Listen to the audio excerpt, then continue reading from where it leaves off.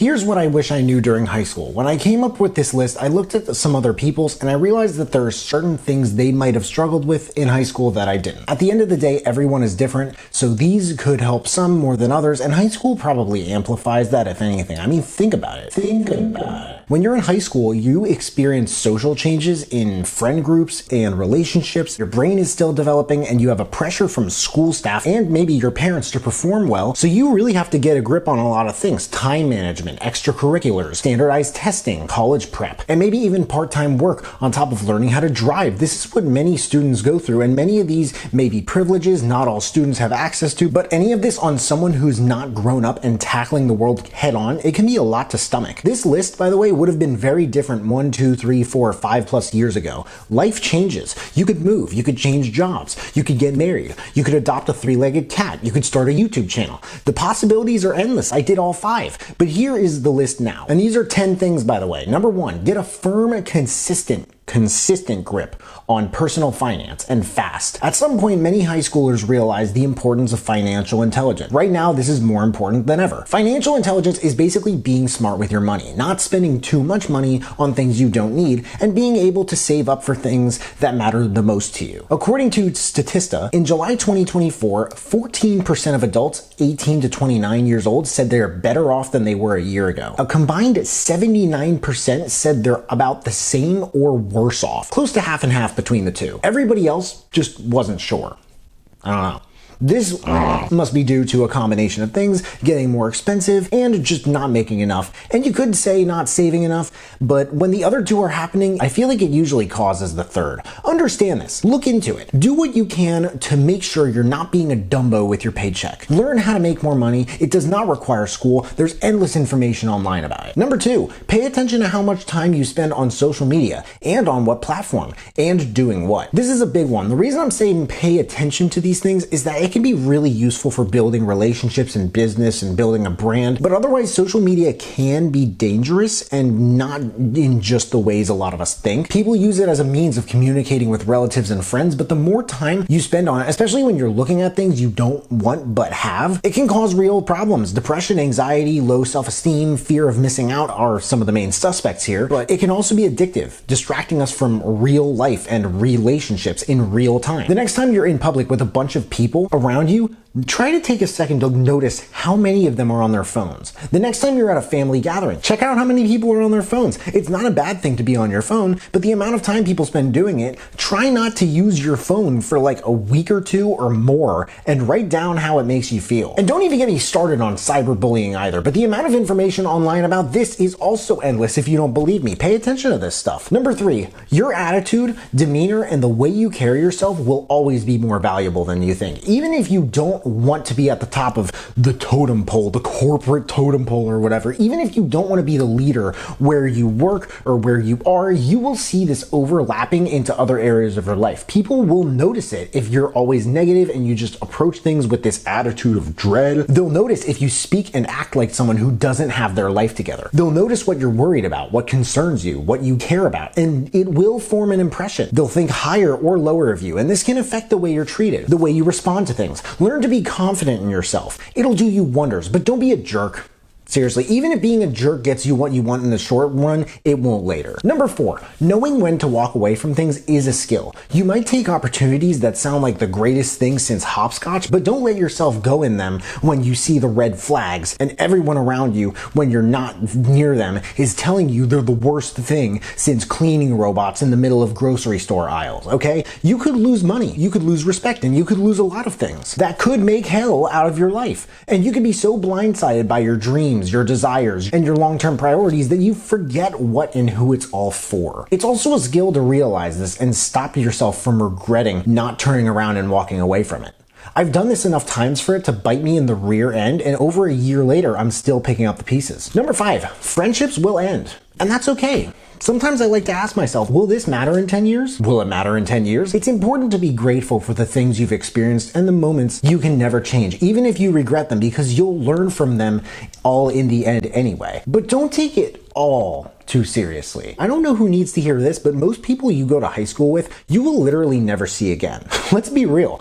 It's harder to continue real friendships after school because you don't inevitably run into these same people daily like you used to. According to multiple sources, less than 10% of high school friendships last long term after graduation. I know a guy who stays in touch with his best friends from high school. They went to my wedding 40 years later. And that stuff does happen, but I'd argue that most of the people really worth seeing again, you'll probably meet well after you graduate. Number 6, things and people are gonna try to get in the way of your good habits. Don't you let them. Habits are more important than almost anything someone can name when it comes to reshaping yourself and your life. What James Clear, author of the book Atomic Habits, says is everyone will miss a day of their habits now and then. What really matters is getting back on track and not letting that stop you from letting them continue to form. This is something you already know, and the reason why I'm saying this is that your parents may have driven you totally bonkers trying to reinforce them throughout your whole Haka-forsaken childhood. Working out, brushing and flossing, eating the right foods, and other stuff later like paying your bills, taking out the trash, renewing your registration and insurance, adult things, doing your taxes. It's the responsible thing to do. The older you get, the more you'll notice how much this affects your health, and the more you can just look at a stranger and notice how much they take care of themselves and their surroundings. It, like I said, does make an impression. Number 7, you don't know what you don't know. Oh gosh, when I was in high school, I thought I knew everything. My grades were terrible, of course, but one book taught me later on that that's so wrong that I never looked at it the same way again. It's called The Black Swan. Our minds are story makers. We hear a few parts of the story and we're so wired to fill in the blanks, we just make them up ourselves. And we do it with our own conclusions. But this is dangerous. It can get you hurt. It can make you look like a dum-dum. People do this and they don't realize how bad it makes them look. It can humiliate the people who are with you. Don't just pretend to know something. Start declarative sentences with things like, I feel like, it seems like, I think that. If you struggle with this, try to notice how doing it changes people's reactions to what you say. I've been doing it for close to 10 years and it has completely changed my life. Number 8, no one's opinion of you will ever be more important than your own. You know what they say. What other people think of me is none of my business. Don't take too much to heart what someone thinks or says. Don't be afraid to express yourself. It'll pay off later on. Believe me. You might notice that the things people judge you for in high school, they're nothing like what they are years later. People actually pay a lot of attention to the content of your character like Martin Luther King dreamed about. It's true. Sure, if you smell bad, people are going to judge you, tell you to start using more BO, actually shampooing your hair and washing your clothes, and when you start doing those things, they'll shut up. Right? Amazon founder Jeff Bezos has been judged for everything from his ptosis, I think that's how you pronounce it, which is why his eyes look the way they do, to having designed a rocket with blue origin that looks like a very straight mushroom. That's a lot to make fun of someone for. You know what he says about being judged? When someone has a problem with you, ask yourself if they're right.